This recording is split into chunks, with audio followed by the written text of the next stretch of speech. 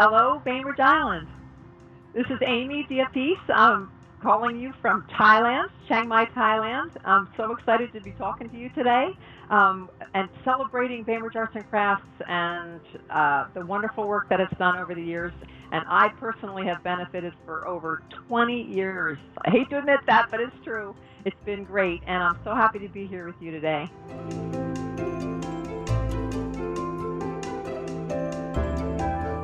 I moved to the island in 1986, before the big boom, and Bainbridge Arts and Crafts was already a fixture in the community then. And I was a new artist, and I had a young baby, and Bainbridge Arts and Crafts was the sort of the welcoming committee for me as an artist.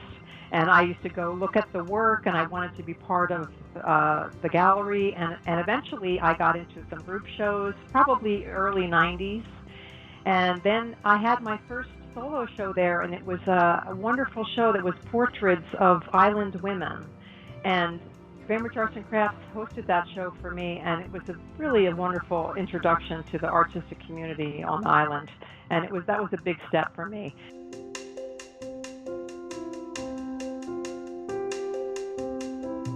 First contact with Bainbridge Arts and Crafts was with David Sessions. And he noticed some work I was showing, which I was finally showing after raising 2 kids, starting to raise 2 kids, and just moved on to the island. So I was joining a new art community. So I had a solo show at a Winslow Way Cafe, a cafe that's been long gone, and they had a funny little kind of format in that you had to have all your paintings fit into their already made frames that were at the tables. So they were little teeny oil pastels. And so anyway, he saw them and he invited me to come and have a solo show at Bainbridge Arts and Crafts.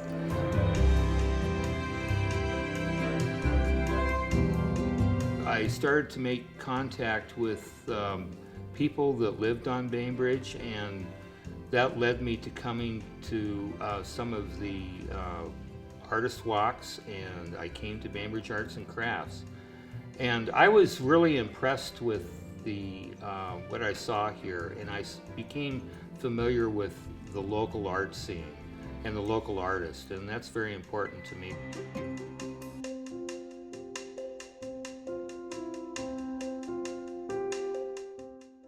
I'd say my first experience with Bainbridge Arts and Crafts, I kind of already had this awareness of it in the community because I'd walk around town every once in a while. I'd wander in and look at the different artists that would come in each month, go to art walk and such. And then I think in sophomore year, they put out an email they needed volunteer work done, and I decided to sign up.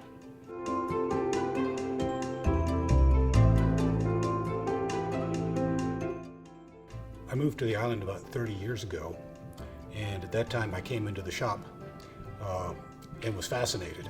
And then I kept coming back because they kept having new things, and it was all great. I think one of the really important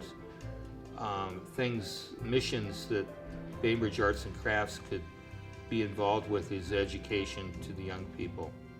And if we don't foster passion in the arts in young people, the arts will disappear. One of the most important as a teacher is the support that they give to our students at the high school.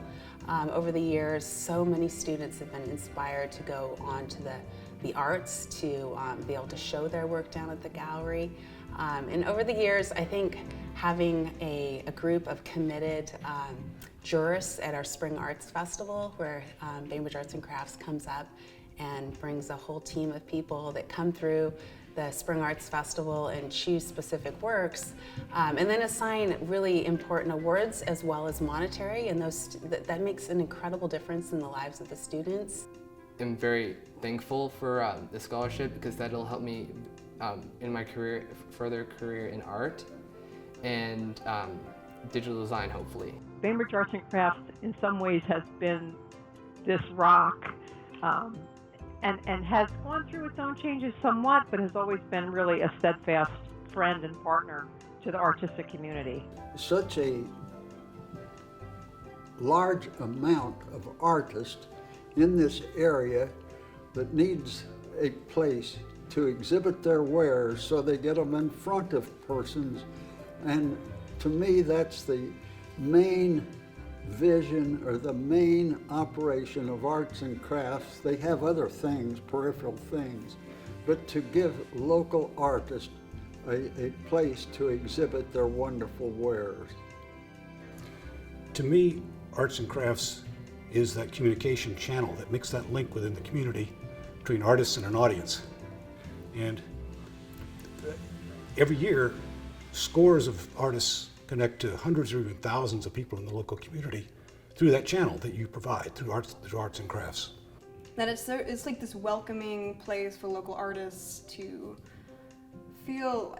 I've never felt there was always so much variety in the different kinds of works that you can have here. It didn't really seem constricting. It felt like no matter what kind of artist you are, you would have a place here. I gave this some serious thought, and there are 3 words that, for me, really represent the gallery: nurturing, diversity, and playfulness. Vibrancy, community, and inspiring. Building arts community. Quiet, welcoming, and inspiring. David, community, education. Always something new. Community, creativity, dedication. Friendly, delightful, and down home. Bainbridge Arts and Crafts is this sort of catalyst for many levels of artistic endeavor in the community. And art is a way to reflect what's happening in our society.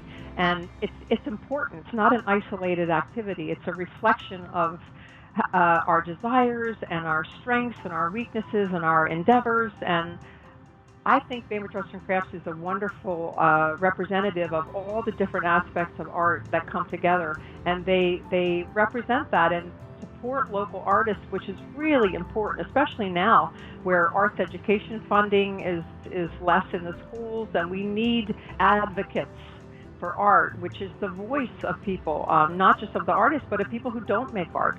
Artists speak for everyone. And Bainbridge Arts and Crafts is a place that lifts that up, and that's very, very important, especially now. We have some tumultuous times, and I think art is more important than ever. And Bainbridge Arts and Crafts is a great supporter of the arts.